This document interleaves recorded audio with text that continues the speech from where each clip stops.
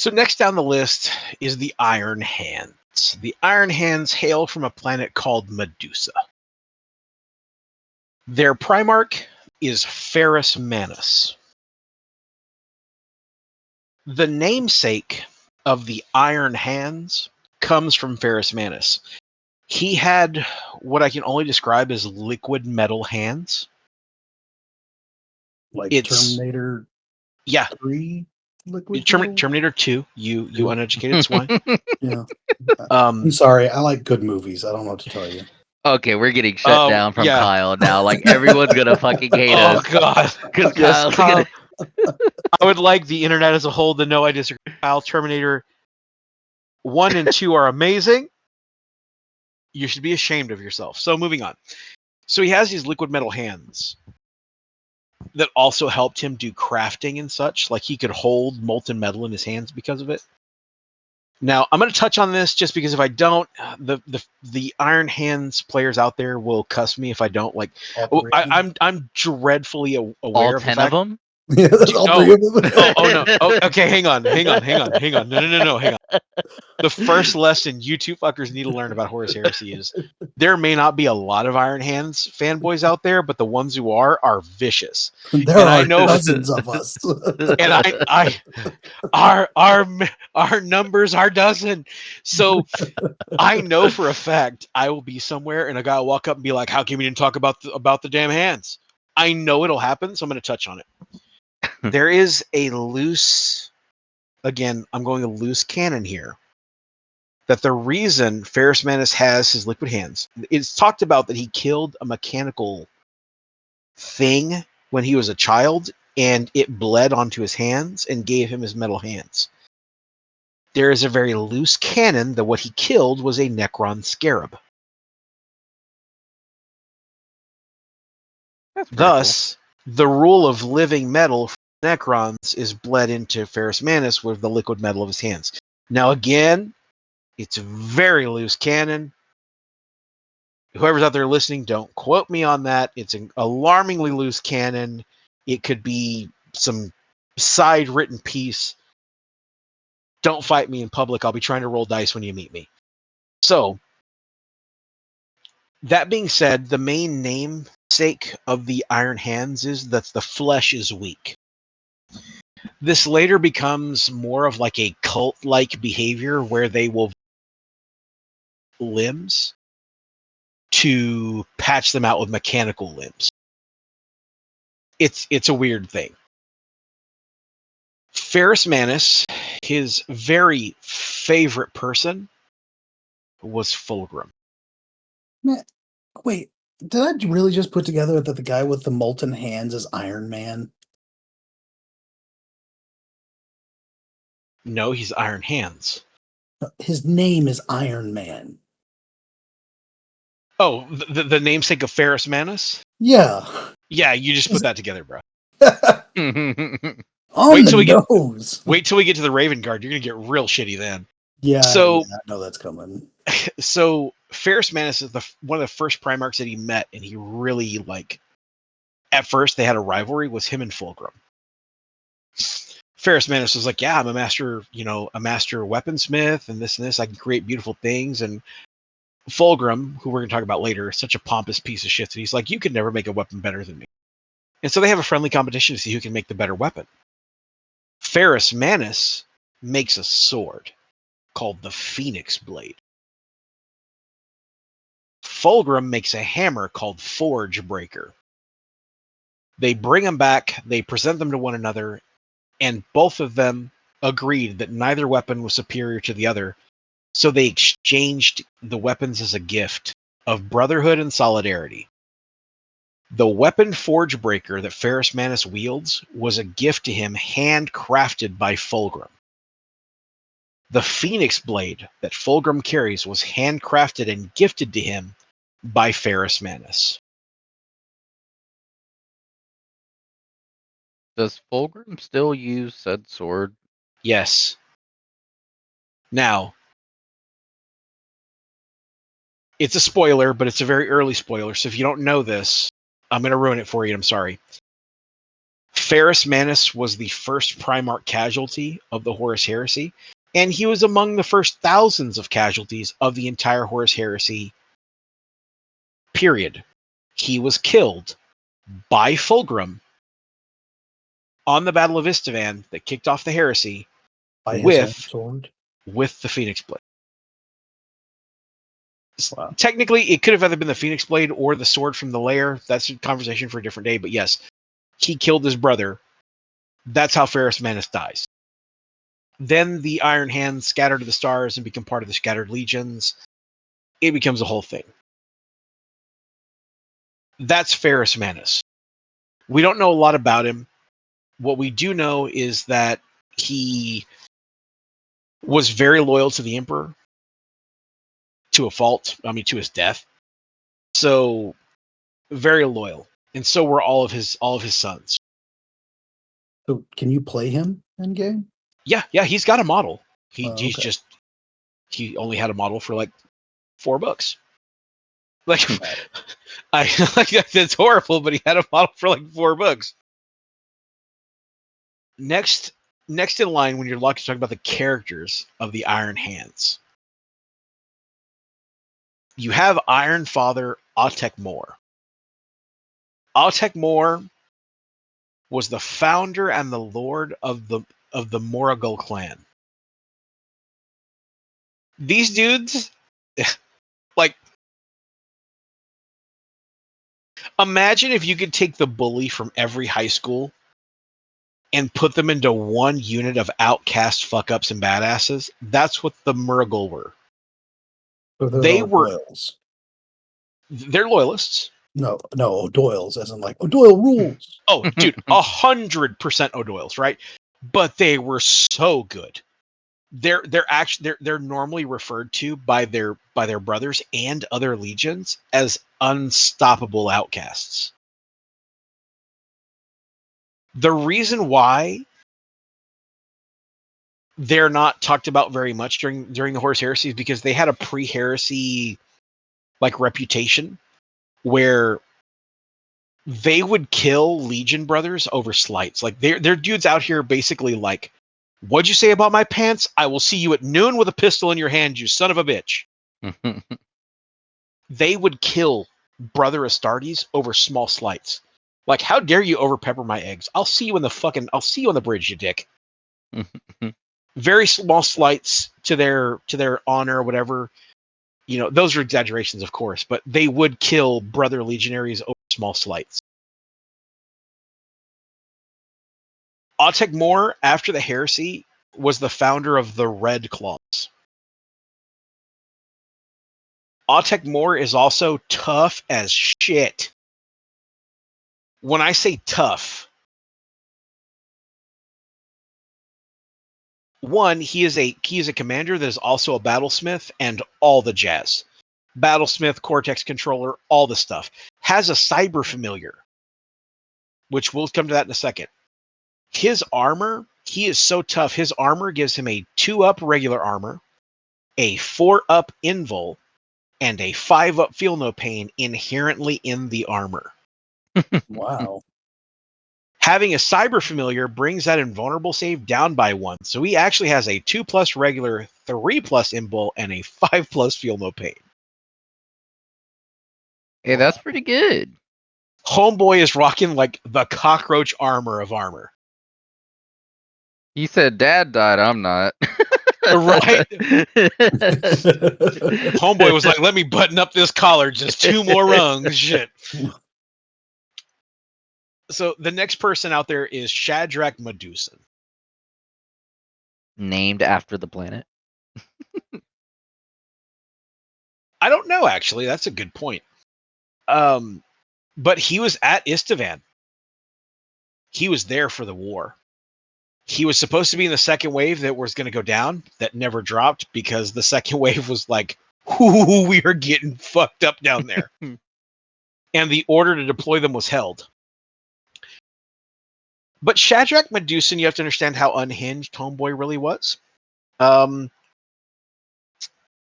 like to point out that he later carried out 3 assassination attempts on 3 traitor primarchs. attempts.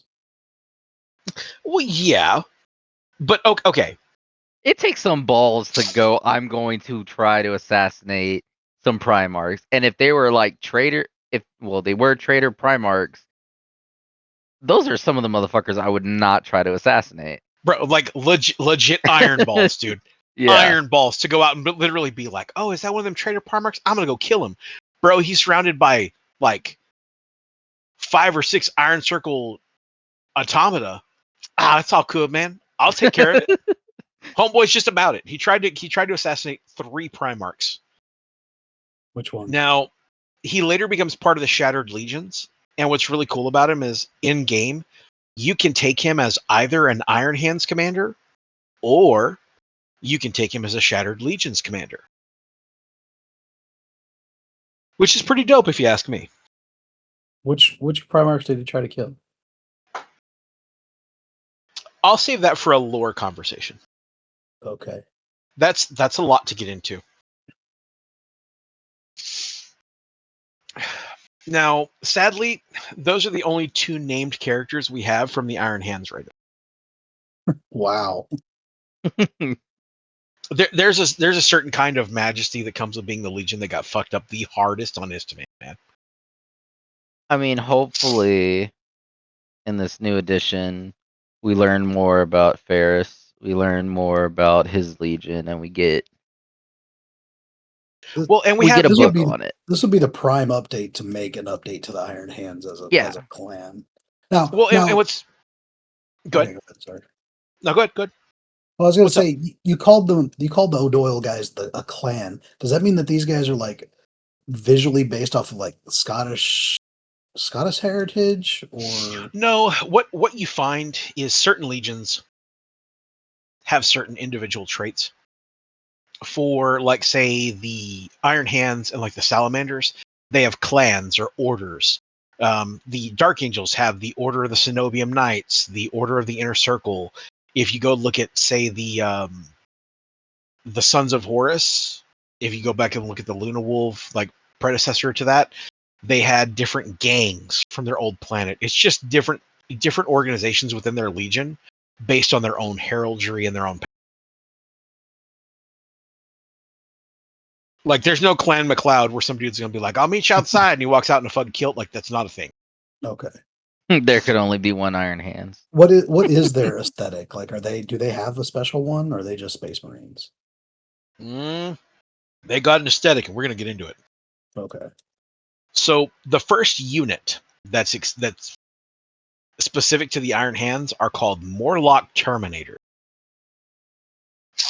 They are named out of one of the apex predators from their homeworld Medusa, the Morlock. They are veterans of veterans. They are the best of the Legion. They're often the personal bodyguard of Ferrus Manus, which we're not going to talk about how good they were at that. That would be in bad taste. But they were very good at their job when they were able to do. So they can be taken as a command retinue for any Master of the Legion model in the game. If you have Ferrus Manus in your army and you attach them to Ferrus Manus, they all gain Chosen Warrior as a key rule, which means they can all accept and decline challenges and all that good jazz. Looking in the lore for the Morlock Terminators, there's actually a part in the Heresy where Fulgrim goes to Ferrus Manus and goes, "Hey man, go traitor with us. Don't be one of the cool kids." And Ferrus Manus is like, "I can't do that." And Fulgrim basically just beats the fucking brakes off Ferrus Manus in his own house. And on the way out, Fulgrim kills all of his Morlock Terminators that are there on the deck with him. Because of that, when you deploy Morlock Terminators, they always have preferred enemy Emperor's children. That's fair. Yeah. The next unit out there are called Gorgon Terminators. So yes, these are Medusa themes. Yeah, to a degree, yes, they are. Now, Gorgon Terminators, they're basically Terminator plate that's constantly a prototype. They're always evolving it and trying to make it better. Ferris Manus was always working on this body of Terminator armor to try and make it more effective, better. To reflect that, these guys have a 2-up normal save, a 5-up invul, and a 5-up feel no pain inherently in their Terminator armor. That's cool. Yeah. The next unit that you see are the Medusan Immortals. These are legionaries who basically failed to meet the Legion standard or broke battle doctrine or code. Being a Medusan Immortal is their last chance at basically reclaiming their honor and their glory. They're armed as breachers, so they carry a bolt gun and a shield. And they are sent to the shittiest part of any war that's ever happening that involves an Iron Hand.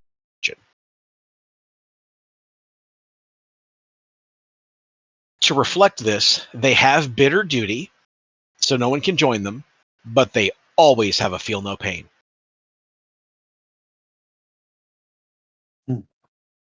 Okay? That's everything for the Iron Hands, which, again, GW, if you're hearing me, please flesh out this story. I'd love to learn more about the Iron Hands, because in 40K, they have a pretty rich history where they talk about, all this kind of stuff that they do, and the flesh is weak, and how they prefer cybernetics, and all that craziness. They go into all that, but we don't have a lot of heresy or even pre-heresy stories for these guys, which is kind of a disservice to their fan base. But that's all for the Iron Hands. Now, Kyle, to jump ahead to your next question, the Iron Hands are black with a silver trim, with a white hand on their shoulder pad. That's the Iron Hand, or it's actually like a silver hand, but it's commonly painted white. So they're pretty easy to paint.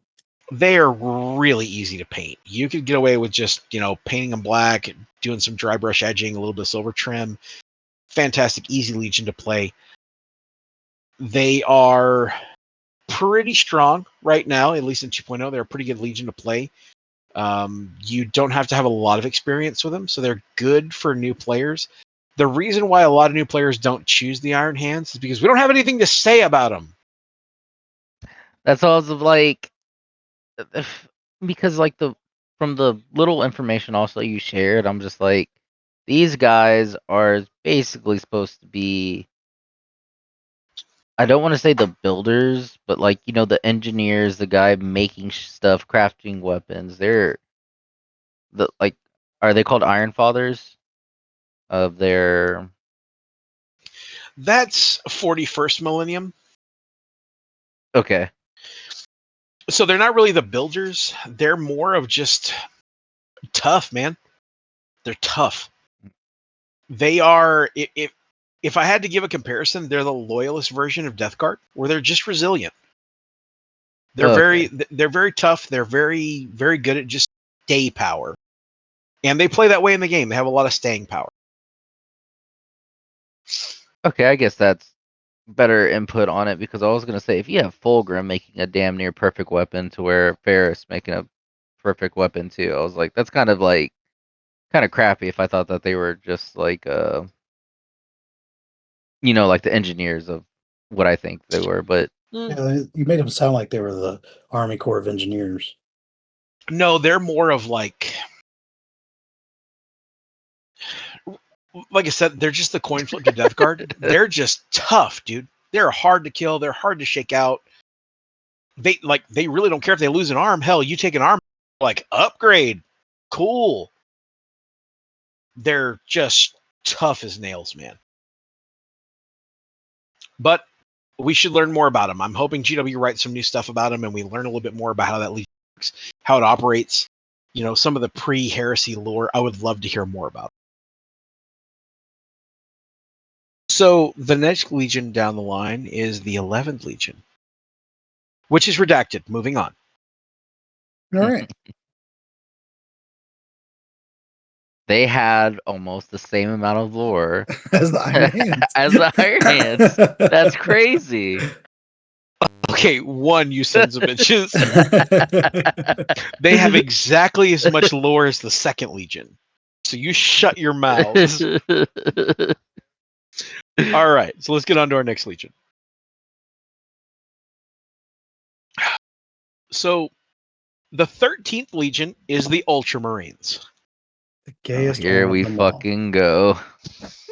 I will try to curb my favoritism, but I am an Ultramarine fanboy. I've only been playing him for 30 years, guys. So the Ultramarines hail from a planet called Macragge, which is part of the 500 worlds of Ultramar. Their primarch is Robute Guilliman. Guilliman is the kind of primarch that is great at everything, but not the master of any one thing. Like, he's fantastic at all of it. But his biggest thing is building an empire. More worlds were brought into compliance by the Ultramarines in such a manner that they were viable after they left. Don't get me wrong, there were other legions that went out, conquered planets, brought them into compliance, and they were great. But, like Dark Angels are just like, yeah, this planet's compliant. I mean, you can't live on half of it now, but they comply. Whereas Ultramarines would go in, they would do stuff and be like, yeah, we comply this planet. They have roads now. They pay their taxes on time. They have a working, government structure. They have, plans to pay their tithes. They set up actual networks of workable planets. That was They do what America Gilliman's. tried to do. Well, no, they essentially do. They do what, I wouldn't even go that far. They do everything just better. They set up actual working governments and they set up actual stuff. And we'll get into how that works in some of their units because they do have an actual dynamic of how they do this. But they set up world governance. They set up governors of each individual planet, and they do things to make it to where whenever they leave that planet is in working order and better than when they left it, which is really cool. They're also not going to help planets come into compliance that are like really stubborn. You need Dark Angels for that. If you're going to talk about the guys who are going to go in and bring any planet, whatever, to compliance, yeah, there's going to be some legions that do that better than Ultramarines. But if you need a planet to come into compliance and that planet still be a viable addition to the Imperium afterwards, the Ultramarines do it best. Now, what makes Ultramarines kind of weird is they have logical and theoretical arguments to themselves out loud, which is trippy to read. I'm not gonna lie. Like, they'll literally be in a room and a guy will be like, theoretical, I may have shit my armor. And another guy next to him is like, practical, I can smell you. You definitely shit your armor. Right? They play out these theoretical and logical, which make them very good at what they do. It also causes a lot of other legions to look at them like, look at these fucking nerds. It kind of puts them in a weird light. When you talk about the heresy, it leads directly into our main person in the Ultramarines lore, which is Remus Ventanus. Remus Ventanus was on a planet called Calth, which is one of the 500 worlds of Macragge. I'm not Macragge, Ultramar. My fault, misspoke. Word bearers invaded the 500 worlds, and Calth is one of the planets they hit the absolute hardest. Remus Ventanus defended Calth, and he rallied his troops by picking up a banner and marching into combat with one of the banners of the Ultramarines, into combat with just the banner and the sword. Now, again, this is for you, GW. In the game, all this dude carries is a stick and a sword.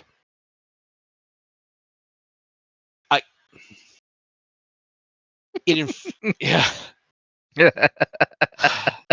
It infuriates. Does it make you a little angry? Dude, it infuriates me that this dude is literally out there just raw dogging life with a stick and a stick.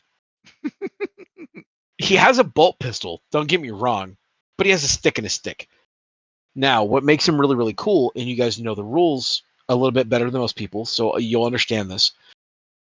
His whole rule is while he's on the table, every Ultramarine troop choice has stubborn when they're on an objective. That's pretty nice. Yep, that's Remus Fontanus.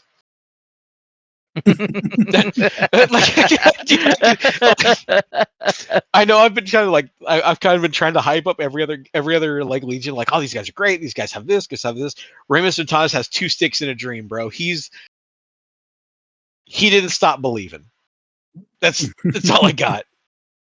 He's just a small town girl. Yeah, pretty much, and he's definitely in a lonely world. The next person who has a playable model in rules in Horus Heresy is a dreadnought named Telemachus. Telemachus. What are you gonna say? So that's a cool name. Oh, dude, he's great. So Telemachus is a dreadnought. He became imbued in a dreadnought very early in his combat career. He may have had like 9 or 10 years of service experience before he got put into a dreadnought. During the Battle of Calth, above the 500 worlds, his battle barge was hit while he was still entombed, and he made landfall without a drop pod and survived. Damn. Homeboy fell out of a carrier and stood up and been like, damn, it's time to chew bubblegum and fuck up heretics, and I'm all out of bubblegum because I can't get it in this visor. He is one of the heroes of the heresy for the Ultramarines. He rallied a bunch of troops and did a lot of really crazy stuff. To reflect this in-game, he is a dreadnought with hatred. Hatred of Everything. leaders? Hatred of everything? Everything. So he's basically a chaplain wrapped in a dreadnought. That's pretty cool. He has hatred of everything. He's fantastic. He's cool. Yep. So that's it's all. sounding like That's all that's all the Ultramarine characters. Yeah, it sounded like the Two? Ultramarines are. I'm gonna point out. Here. I gotta get on my fucking soapbox for a second. I just want to point out the Legion we don't have lore for has more characters than me. Mhm. So hold up. What about Marneus Calgar? That's 40k. 40k. Oh. Yeah. He's not around yet. Now there are characters in the lore that exist, but they don't have playable rules or playable models. Gotcha. So what I am going to ask, because we have talked about it, and it was Bjorn. He was in a dreadnought. He has lived. So I'm guessing Telemachus hasn't lived because I don't think he's around in No, 40k lore. What you're going to come to find is almost everyone you know from the Loyalist side of the Horus Heresy is dead. Now, a lot of them lived beyond the Horus Heresy. Some of them lived kind of midway between the Horus Heresy and the 40k Millennium. But every Loyalist is dead with the exception of Bjorn from the Space Wolves. So, seeing how this one was kind of quick, so I'm going to throw a curveball at you and ask, as an Ultramarines player, how do you feel about the Codex Astartes? Okay, well, hang on. We still have some Ultramarine units to get to. I still have units, fucker. Jeez. But how do I feel about the question? I see. So I'm going to explain it the same way that Calgar talks about it. Calgar, I'm sorry, G-Man. Jesus, I've been drinking too much. So when G-Man wrote the Codex, it was written specifically as an intervention for the legions to say that, hey, the legions are too strong. No one man should ever wield this kind of power. Later on, during the 40k millennium, when G-Man comes back, he basically says, damn, be sure nice to have a legion about now. I think at my core, as a loyal Ultramarine player, that the Codex Astartes was a band-aid to a gunshot wound. I think that G-Man, Gilliman, I think that Gilliman saw it as a way of fixing the problem for the Loyalist side, but failed to take into consideration that the traitors weren't playing by the rules. It doesn't do any good to reduce your legions into chapters if the traitor legions are still at full strength. That's my take on that. Now, Okay. special mention character that does have rules in the game. There is a knight errant named Tylos Rubio. Tylos Rubio is one of the knight errants that was selected by Malkador, Nathaniel Garrow, and all them. They do have playable rules in the game, but they take their orders from Malkador the Sigillite, who's the right hand of the Imperium. Tylos Rubio was an Ultramarine who used his psychic powers after the Council of Nicaea, where the Emperor said no more mind bullets, no more psychic powers. And so they basically took him away from the Legion to join the Knight Errants. So in a really gray, thin as a napkin or a Kleenex kind of way, I have 3 Ultramarine characters, but we're not going to delve into it. And for everyone out there who knows of Knight Errants in 40K, these are not the same thing. I believe one of the successor chapters is the Grey Knights, right? For the Knights Errants. So the Knight Errants, since we're not going to talk on them very much, the Knight Errants were basically a ragtag group of guys who were either exiled from a legion or they were from a legion that went traitor and they stayed loyalist. The original founder of the Knight Errants was Nathaniel Garrow, who was tasked to become a Knight Errant by the Sigillite, which is Malkador. And they formed the Knight Errants, and toward the Siege of Terra, when the Siege of Terra begins, all of the Knight Errants are basically told, like, hey, you were able to keep one thing from your original legion. For Tylos Rubio, it was his sword, or his gladius, rather. For Nathaniel Garrow, it was his sword, which is called Libertas, which is a dope-ass name for a sword. They were said, hey, you can leave your weapons here, and you can officially join the Knight Errants and leave. And some stayed, some went with them. And they went to a place called Titan, which was a planet forged and created by Malkador that was yeeted into the warp. Later came back to be the foundations of the Grey Knights that are specifically created and tailored for hunting down demons and heretics. Yeah, I just didn't want people thinking that when you're saying Knight Errant, for some people getting into this, that it wasn't a big Imperial Knight that you're saying is a character. I just wanted to make that clear. Nope. These are different kinds of Knight Errants. Yep. So as for units that are playable by the Ultramarines, we're going to start with the Nemesis Destroyers. These are a destroyer unit, like every other Legion seems to have a special version of. The difference for the Nemesis Destroyers is instead of using close combat, they use bolt guns with special ammunition. To reflect that in-game, anytime they cause a wound of any kind, they cause a leadership test. Normally, in order for you to take a leadership test, you have to suffer 25% casualties. Their rules just say, if I wound you with this bolt gun, you will take a leadership test. Very cool unit.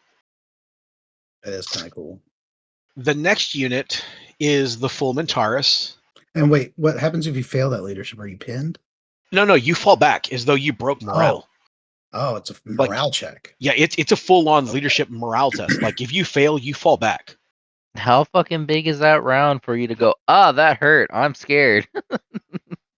Let's fall back. So the lore behind it is they were destroyer squads that were sent into the bowels of Calth to hunt word bearers. Okay. Yeah, they're vicious. So the next unit are the Fulmentaris Terminators, which pre-nerf bat, you guys have some horrible memories of. Not me. I was on your team. Not me. I wasn't there yet.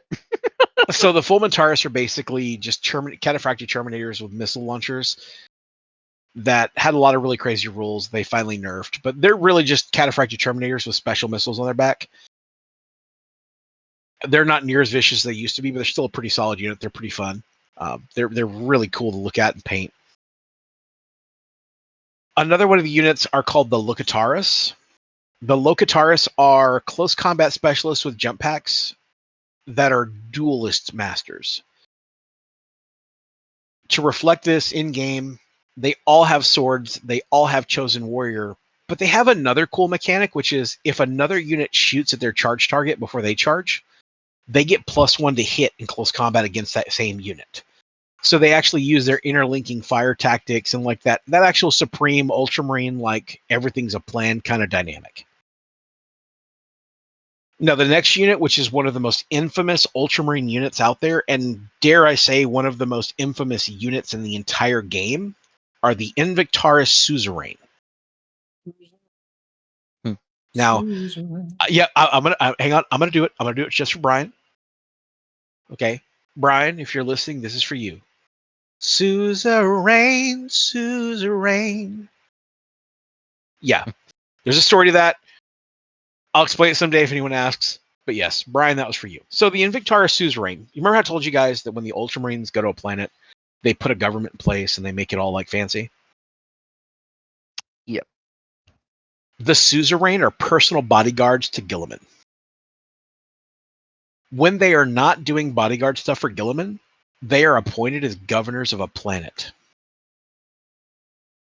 Guilliman believes that once you've mastered combat prowess, you have to master diplomacy and governance. So these guys are literally chapter master quality fighters that are said, hey man, you've mastered swinging a stick. Now go run a planet.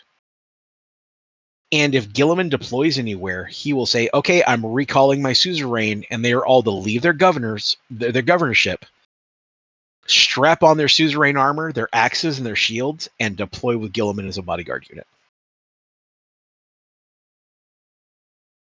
That's pretty cool. It's pretty badass. It's one of my favorite stories out there. In game, they carry what are called legatine axes, which are power axes that fight at normal initiative, which is baller.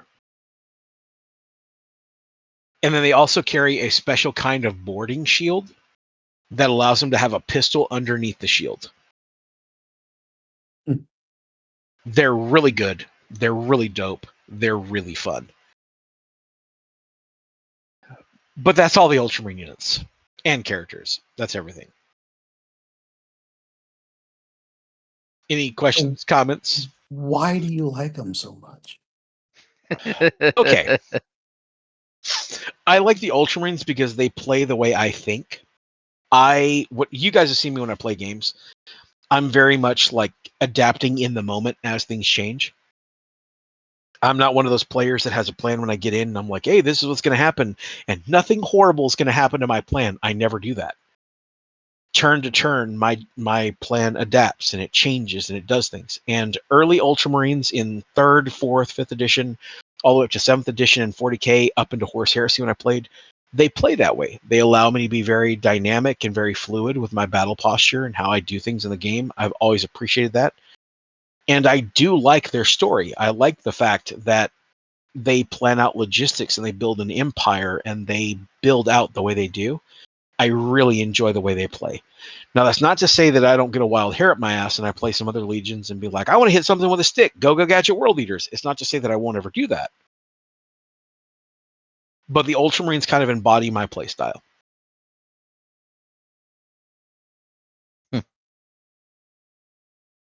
Well, where do you rank them? Okay, so in playability, and something you guys should know is when I'm ranking these things, I'm also putting cool factor into it. I put them at 4.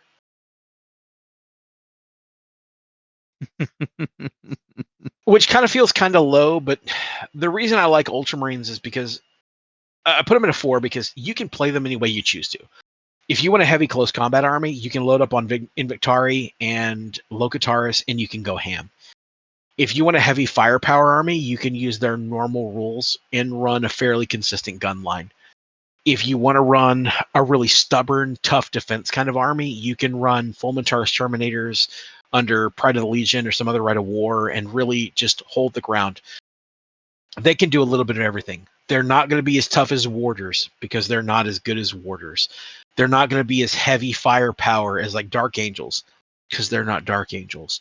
They're not going to be as close combat proficient as Blood Angels because they're not Blood Angels. but they play everything pretty even keel, and you can kind of build them in any direction that you want.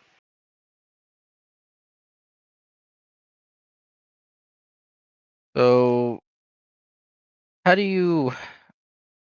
Because how do we feel about their design of how they look, color palettes, and stuff like that? Because from a lot of stuff that I've seen, they have some unique designs to their helmets that I quite like. I really like.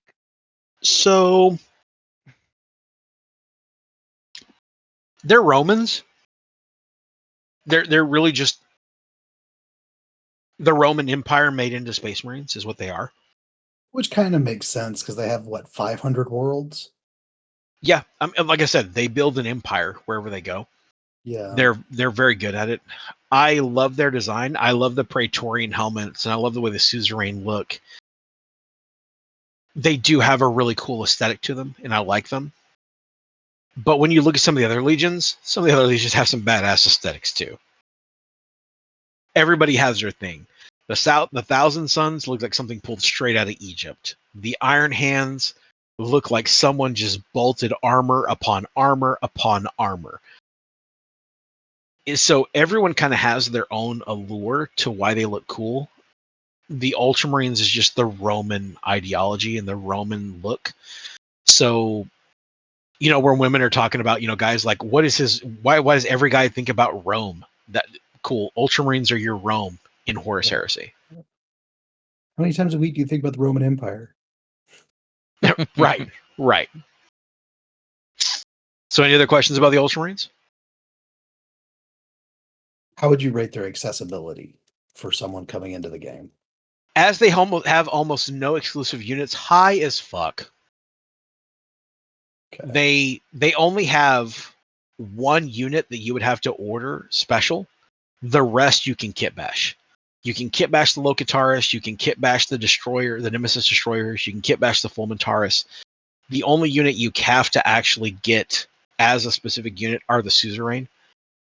So their accessibility is very high because they don't have a lot of specialty units. Christian, anything from you?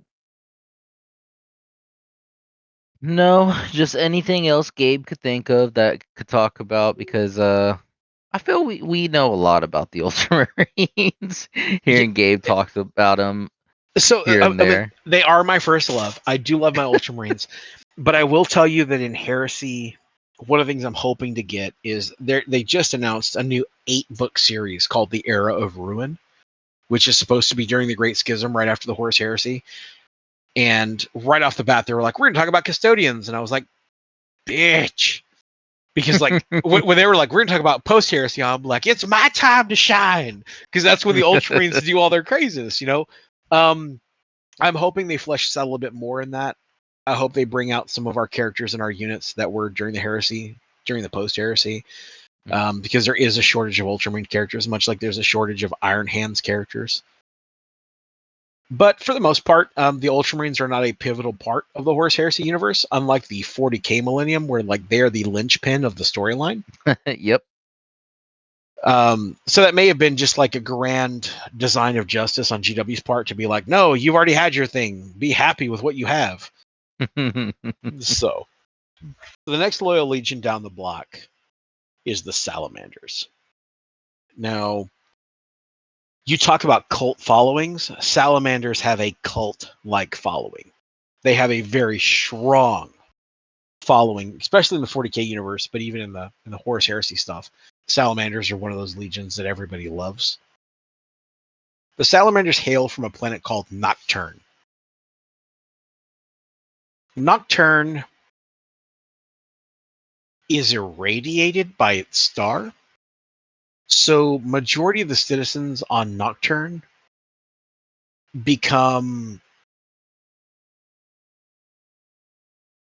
the term I want to say is afflicted, but they basically evolve to have not black skin, but onyx. It's actually defined as onyx. It's very dark, near midnight black. The primarch of the Legion is a Vulcan. Vulcan was a child of Nocturne. He does have the black skin, very, very black skin, the onyx look, and red eyes. He is one of the more heavily mutated primarchs. He is also the most humane. The Salamanders are regarded as one of the most humane legions in the Horus Heresy. When I say humane, the amount of resources and stuff that go into making one Space Marine is worth thousands of lives monetarily. Salamanders see it as any human death is a tragedy, and they will literally throw themselves at an unwinnable battle to save a single human. They are humane. So also speaking from how they come from their planet and how it's mutated, I'm not sure if I know people have talked about it. I'm not sure if it's lore canon or not, but does their mutation also make them bigger in size a little bit compared to regular Space Marines, or There is loose canon that they are a little bit bigger than normal because of their mutation. okay.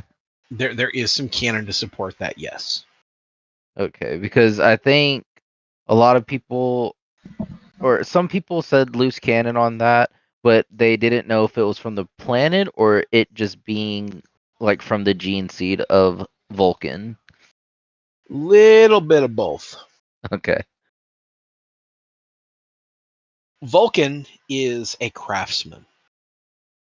He loves to make things. He also made his weapon, which is a big ass hammer, for lack of better wording. It's a huge hammer that has a transponder teleporter in it, so you can lock onto his position or he can teleport with said hammer. Vulcan is also the only perpetual primarch, meaning that when he dies, he wakes back up. Are we sure about that? Him being the only perpetual? I said the only perpetual primarch. Well, that's what I meant, Primarch. He is the only primarch that is a perpetual. Until GW retcons it. Honestly, they've never retconned it before. Don't get me wrong, they've come up with some weird stuff. Like, hey, G-Man hooked up with an elf and she gave him like undying armor. That's a completely different thing entirely. Base canon, Vulcan is the only perpetual primarch. It doesn't matter if he's reduced down to a finger. There's even lore where he entered atmosphere and was dissolved entering atmosphere and grew back. Hmm. He's a perpetual.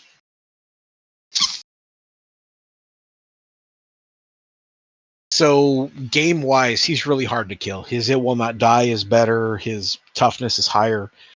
He's a tough primarch to kill.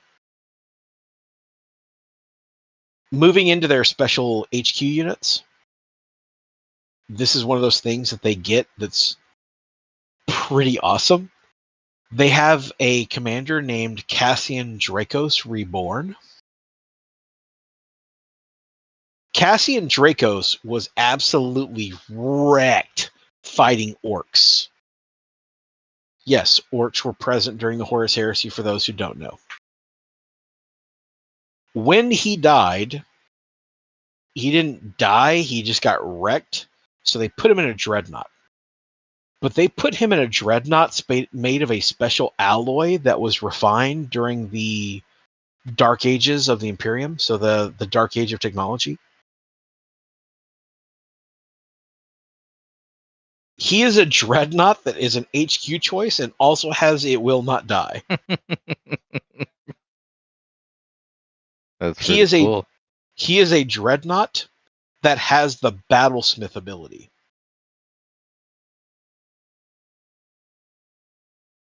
He also carries twin Pyra-class flamethrowers on the Dreadnought, and he can be your warlord in the game.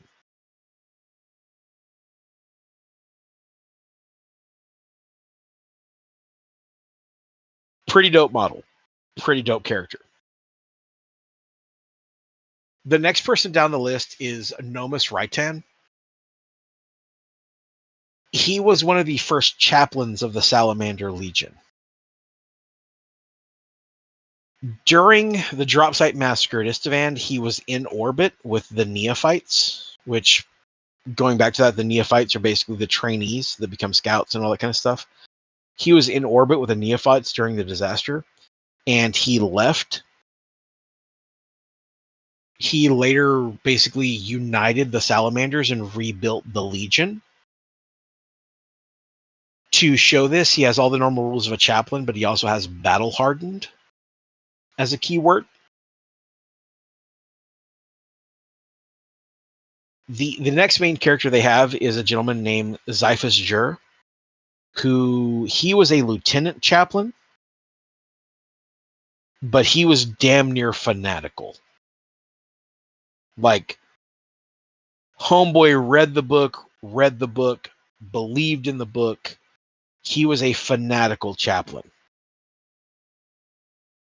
He was stationed on Nocturne, teaching neophytes and new recruits and everything else, and people on Nocturne during the drop site massacre. He was later dispatched to find and locate Vulcan after the drop site because Vulcan went missing. He is so fanatical that he also has librarian rules,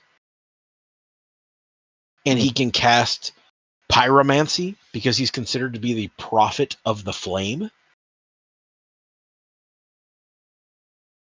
So he's so fanatical in his chaplain duties that he actually has psychic powers. He's pretty crazy.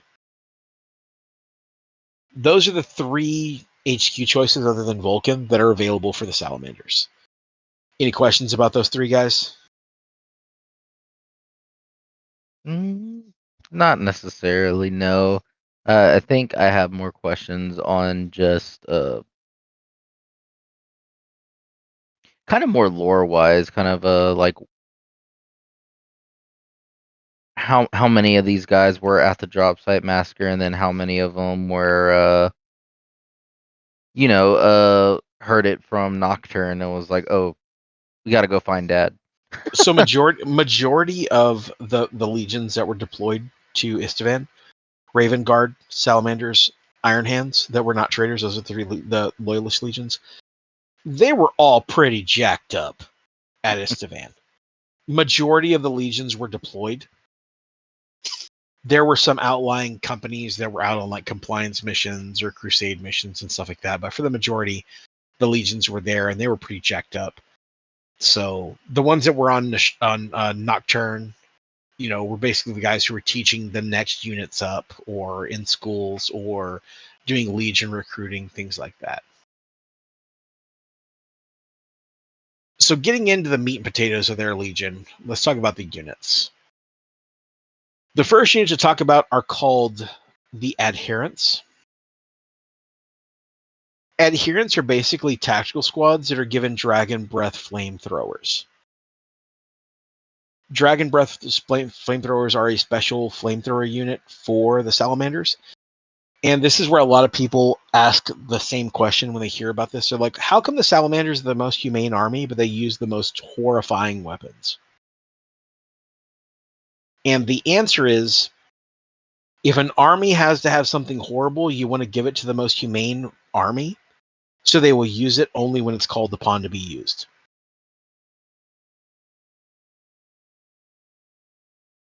So adherents carry Dragon Breath flamers, but they also can carry combi versions of that weapon. So it's part bolter, part Dragon Breath flamer. They are hard as nails. These dudes are tough. They're support squads on steroids, essentially. To reflect that in game, they can take a leadership test, much like Kyle's familiar with this, where he can take a leadership test to do a psychic power. These guys can do a leadership test, and if they pass it, they gain a feel no pain. They can just be like, "We're salamanders, right? Yeah, we're salamanders." They just get a feel no pain. That's cool.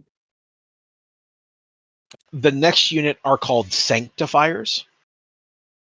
Sanctifiers were salamanders that were made specifically for urban combat. They're trained to fight in cities, city warfare, urban warfare, building to building kind of stuff. They carried a lot of close combat weapons. Sometimes they carried roto cannons. The way this confers in game is they all have relentless and stubborn. Doesn't matter where they are, they're stubborn. Doesn't matter what they're doing, they're relentless. They're very good at just moving from building to building, killing stuff, holding their ground. The next, which is a personal favorite of mine, are pyroclasts. They were what probably gonna make me play salamanders, because that was one of my first legions. So I was like, I want to play them just because of this unit right here. So pyroclasts are destroyers, but instead of using the normal destroyer weapons, which is like, oh, we're going to carry chainswords or volkites, and we're going to carry rad grenades and phosphex, whatever, they just carry horrible, horrible, horrible flamethrower weapons that are just raw terror. They carry an armor plate called the Mantles of the Ash, which is basically artificer plate. The entire unit is an artificer armor. Their only objective in life is to burn enemy units out of locations. They'll go in and they'll burn you out. They will Iwo Jima the shit out of any combat you're in. The other cool thing about their armor is the Mantles of Ash. Against flame, plasma, melta, or volkite weapons, they get a 5 up invulnerable against it. That's awesome. They also get it will not die. Nobody makes me bleed my own blood. Facts, dude. They're sitting here like, oh, you only adapted the plasma. I was born in it. Like 100%, dude. They also have it will not die. They're very hard to kill. The last unit, I saved the best for last when it came to the salamanders. That's the fire drakes. I think some of the coolest looking Terminators in all of Horus Heresy. Okay, Fire drakes may be the coolest looking Terminators in Horus Heresy. I'm not gonna lie. It's very hard not to make a Drake joke right now. So fire drakes are chosen specifically for their self-sacrificing nature, their selflessness, and their discipline. Their lore refers to them as legendarily resilient.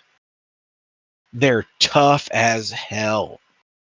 They're hard to kill. They're hard to shake loose. And they're weapon masters. They're great at what they do. In game, they have a rule called Forge Craft of Nocturne. The Forge Craft of Nocturne lets them re-roll hit rolls of a 1 in close combat. They have Stubborn. They have It Will Not Die. They can take flamethrowers, and they can take dragon scale shields. Dragon scale shields improve their invulnerable save by 1. Given that they are in Cataphracti Terminator armor, that means with a dragon scale shield, a Fire Drake will have a 2+ regular armor save, a 3+ invulnerable save, and they will have It Will Not Die. Pretty tanky, but I bet that weighs a lot, so I bet they're pretty slow. They're the same speed as a normal Cataphracti Terminator. Which is slow.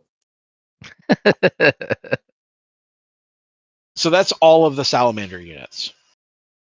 Kind of all they need to be effective. I You're not really wrong. like these guys. I really do like that. I think a lot of people like salamanders. They just look cool. They're awesome. Have awesome models. A lot of people like flamethrowers. Like, they're just so cool. If they were one of the legions I was thinking about playing for sure. I mean, my only regret is that they're going to be popular now because they're on the next box. Yep, Well, that's why I picked them for the raffle legion for this event that I'm doing. Yeah, let's talk about that's that. What event is that? So coming up in September of 2025, because I don't know when this recording is going to be listened to or when it's going to drop. So in September of 2025, there's an event that happens every year down in Houston called Warzone, and every year they kind of do a raffle, and the proceeds of that raffle go to a charity. And this year, due to some outlying circumstances, they didn't have anyone to do the raffle army, and I was like, "Hey, I'll do one." And so right now I'm working on some salamanders that we're going to be raffling off during that event. The cool thing about it is anyone can do the raffle at Warzone or not at Warzone. Like anyone can get a raffle ticket for it, which is kind of cool. And all the proceeds are going to go to charity. We just haven't selected the charity yet. I am working on finding a charity. Um, I just I don't know enough. The places that I've reached out never answered me as far as like what would be a good one. So Still a work in progress, but we always get it done, boys. So Oh, for still sure. got a while. It's definitely going to do some stuff. And then probably when we drop this episode, whenever it may drop, I may put a link into it. So, but yeah, salamanders are definitely going to be some hotness in 3.0 because they're on the cover and they're going to get some love. So we'll see. Yep. But also because they're on the cover, everyone listening, just because they're on the cover doesn't mean that it's gonna all be salamanders. You can make this box set and everything. You can make any legion with this box set. It just doesn't have to be them. But yes, they are Absolutely. gonna get some love. so what do these guys look like? What's their aesthetic? For those who don't know. Salamanders are green.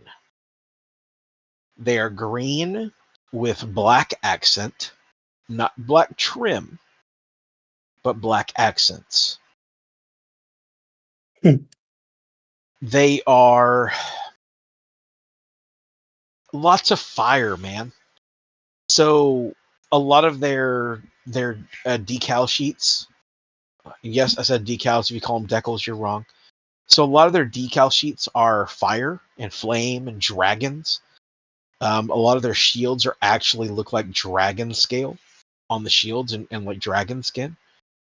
They're a fantastic army when it comes to like aesthetics and looks. They're amazing. So next we've got Raven Guard, which I'm gonna do my best to be open minded about. It's not that I dislike Raven Guard. As a matter of fact, one of my favorite in-book characters of the entire heresy is Raven Guard. But he doesn't have a model, so I'm allowed to be jaded. But Raven Guard are a cool legion. There's some people out there that really enjoy them. I don't dislike them. I dislike how GW has treated them, if that makes sense. So let's talk about Raven Guard. So they hail from a planet called Deliverance. No, there's no plucking banjos and people doing crazy stuff in the woods. You got a Wrong kind of pretty Deliverance. mouth. Wrong Deliverance. I would have thought the salamanders and the Raven Guard should have switched homeworlds on names, but that's just me. Yeah, I remember the first time I talked to a friend, I was like, "Yeah, they're from a planet called Deliverance," and he was just like, "Dun dun dun dun dun dun dun." Like, no, not that kind of Deliverance. Um, their Primarch is Corvus Corax, Bleh. which direct translation is Black Raven. No, that is the Latin name for a raven. Yeah, Bleh. direct translation is just a Raven. Um, Corvus Corax is one of the Primarchs that has a very unique mutation that gives him abilities similar to Sanguinius with his foresight and whatever else. His mutation is he can literally become Shadow. It's terrifying, actually. He can just become one with Shadow. He carries twin lightning claws with guns, and he has a jump pack with iron wings on it. Raven Guard are one of the legions that really loved the new release because their army is primarily Mark 6 armor now. Because everyone who carried Mark II, Mark III, or Mark IV died at Istavan. Only their most senior veterans carry Mark III, Mark IV armor. So, with that being said, they're a very cloak and dagger style army. Very like State of the Shadows, sneak attack kind of thing. The first major character in their lore is Cadus Nex. Cadus Nex was on Istavan in the thick of battle when it all happened.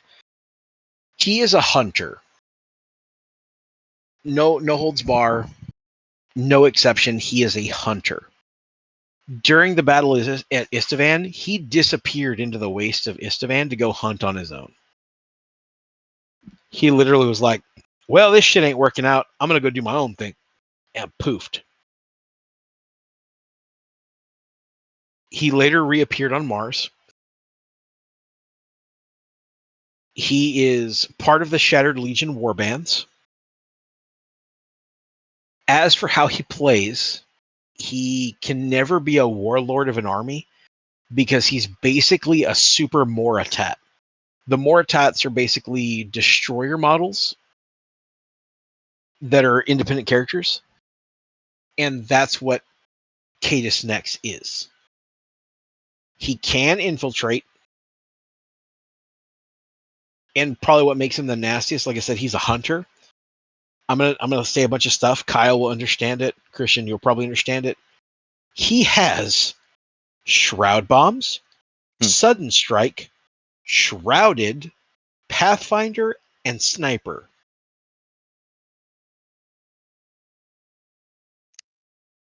God dang. Yeah. He also has a rule that says his ranged weapons can never be modified by night fighting or shroud bombs. He is always shooting. He is a hunter, man. He hunts. That's how he plays. The next character is Alvarix Mon.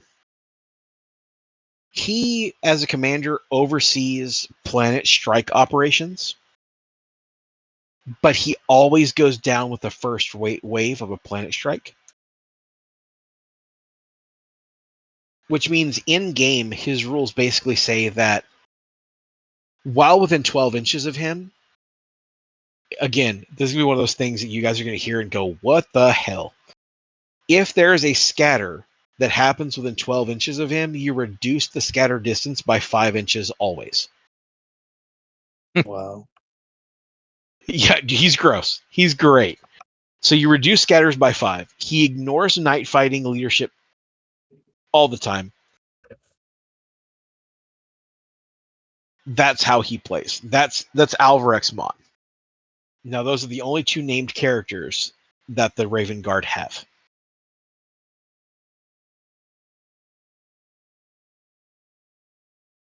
So, considering that this was one of the primarchs that was on the job site massacre, we talked about the last two, and yes, he said this guy went hunting by himself. Was there any big names that he probably went and killed or tried to hunt? Like, Not really. He basically just went out as like a solo operative to just kind of do as much damage as he could. Then he later linked up with because he's a destroyer. That's what destroyers do, is they just wreak havoc. So he just did that solo, went and wreaked a bunch of havoc, and then later linked up with the Shattered Legions and joined them.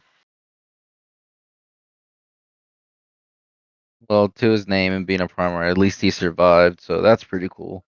No, this isn't the Primarch. I mean, are you Oh, asking about? No. I was asking about Corvus Corax and So Corvus Corax survived the Dropsite Massacre by basically saying, wow, this shit didn't go to plan, and he bailed off the planet. Now, there is a subsection where he goes to the Emperor and basically says, hey, my legion got wrecked. Help me replenish my legion so I can go and help you. and the Emperor basically gave him the genetic makeup of how to create Space Marines. And he went to go recreate them. And it turns out that one of his commanders was actually an Alpha Legion, which we'll get into that in the Traitor episodes. And they sabotaged the formula and basically turned them into mutated monstrosities. That Corvus Corax was like, holy shit, I can't believe I did that. Now, reasons why I don't like Corvus Corax is the last thing he ever did was he retreated into the Eye of Terror to go hunt traitors, and he said, never more. And that was his last word. Blech.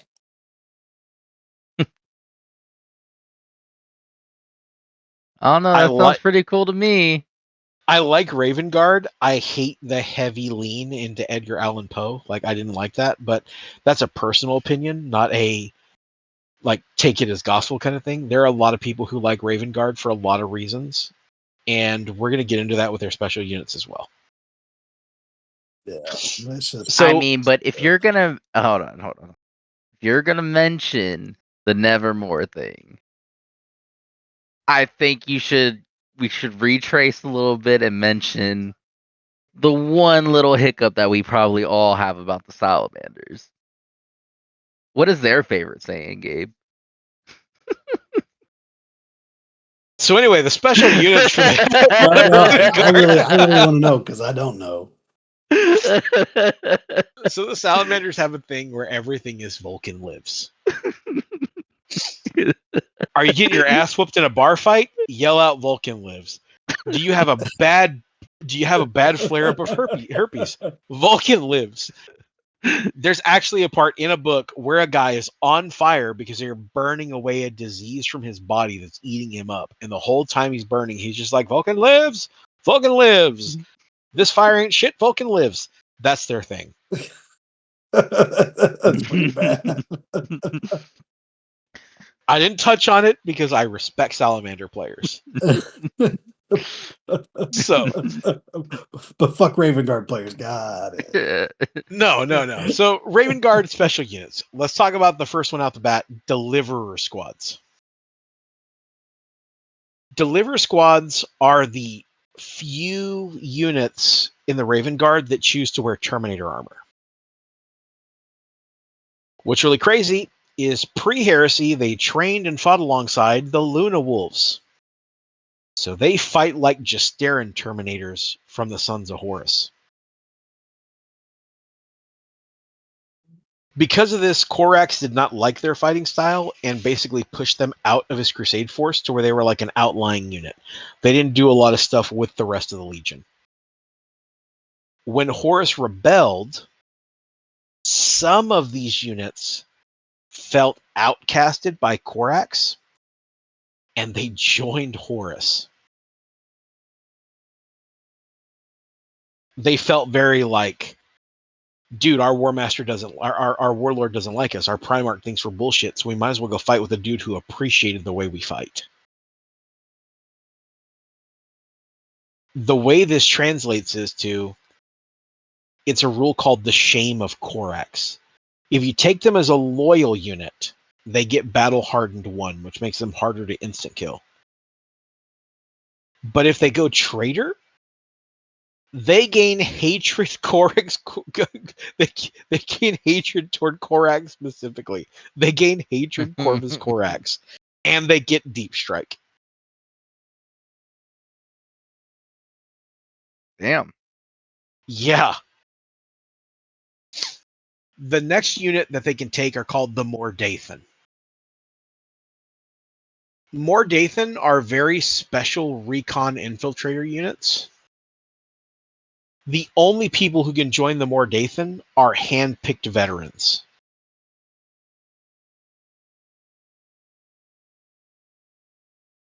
The Mordathans are so good at what they do that in game they have a rule called Fatal Strike. That one time per game they can give any of their guns. They can give any gun they have rending 4+. That's pretty nice. They can take meltaguns. They can take nemesis bolters. They can take missile launchers. They can take plasma guns. They are specialized infiltrating killers that at any point can be like, hey, this missile launcher, it has rending 4+ now. They are gross. The next unit, hold your stupid jokes because I know you have them, but they are called the Dark Furies, not furries. Shut up, Kyle. So, Dark Furies are assault squads that carry a special type of jump pack called a Corvid pattern jump pack. They are a jump pack with iron wings that match Corvus Corax's wings. The sergeants of these squads, they're called the Chooser of the Slain. They specifically choose to engage a target while the rest of the unit takes on the unit. So they're the guys that'll go in and engage commander while the rest of their squad fights the retinue. Things like that. In game, they have a couple of special rules. First is when you move with a jump pack and you moved into difficult terrain, you have to take a hazardous terrain roll. If you fail that, you take a wound. Well, they get a 4+ invulnerable save against terrain tests. And they ignore the detriments to terrain while charging or moving. They carry special lightning claws. They also have precision strikes and sudden strikes because they're basically like a frontline assassination unit.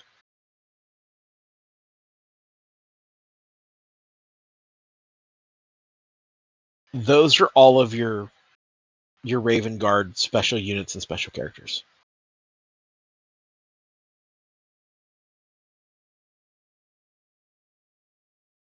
Questions? What do they look like? Black.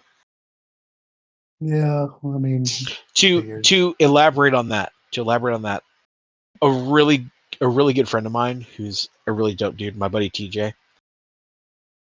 Kyle, you know TJ. Yeah. So TJ once had a Raven Guard army in Horus Heresy, and he painted it all black. And then when he went to sell it, he listed it as custom Raven Guard primer job.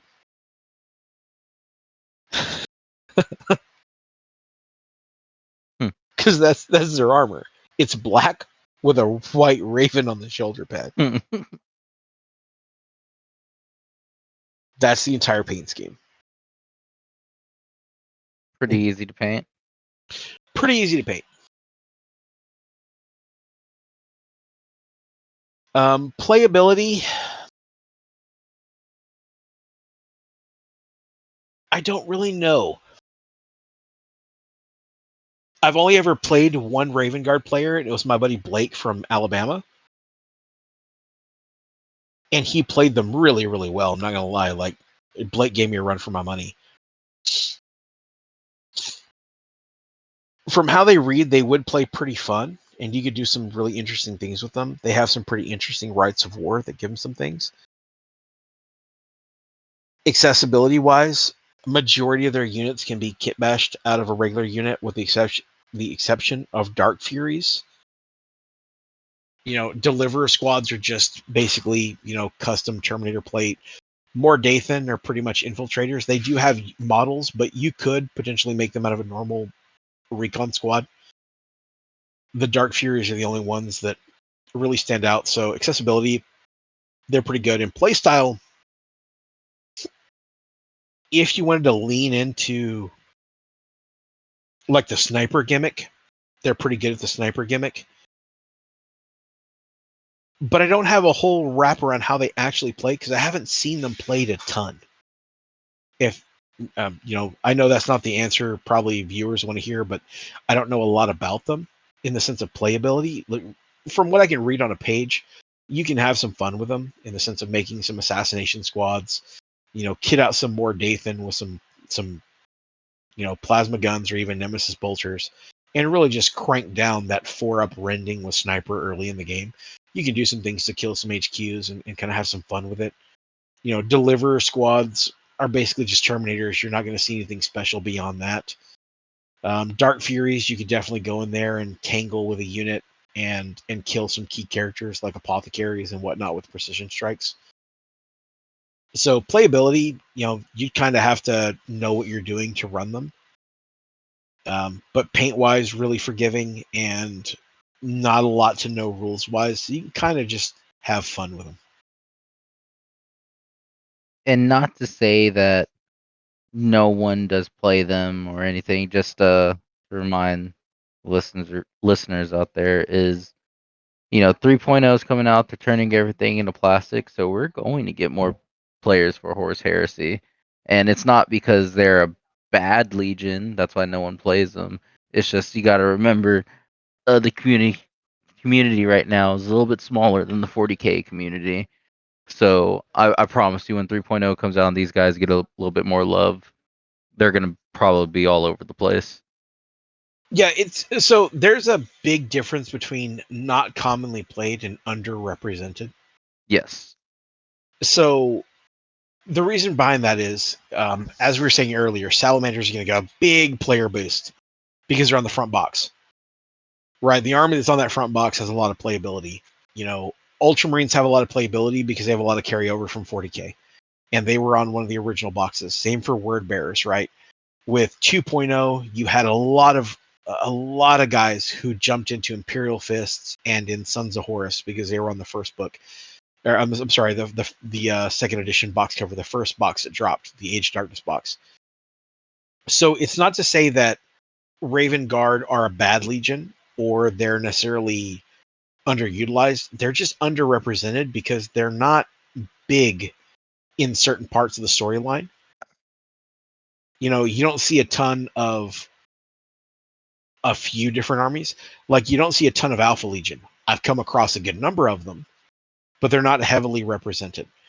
I've come across Raven Guard, but they're not heavily represented. So I think they're going to get a pretty big bump with some of the new rules leaks that we've seen, especially with the new initiative modifier rule set and some of the new unit rule sets. I think we're going to see a bump up in Raven Guard. We're also going to see a bump up in a couple of other legions that didn't have a really high presence in 2.0. So definitely Raven Guard should be considered because one, they're a very easy army to get into and paint because they're not a difficult paint scheme. And like I said, their rules are fairly forgiving. They're pretty straightforward. The same as I was saying about, salamanders, they're very easy to jump into and play them without having to learn a lot of intricate mechanics to make them viable.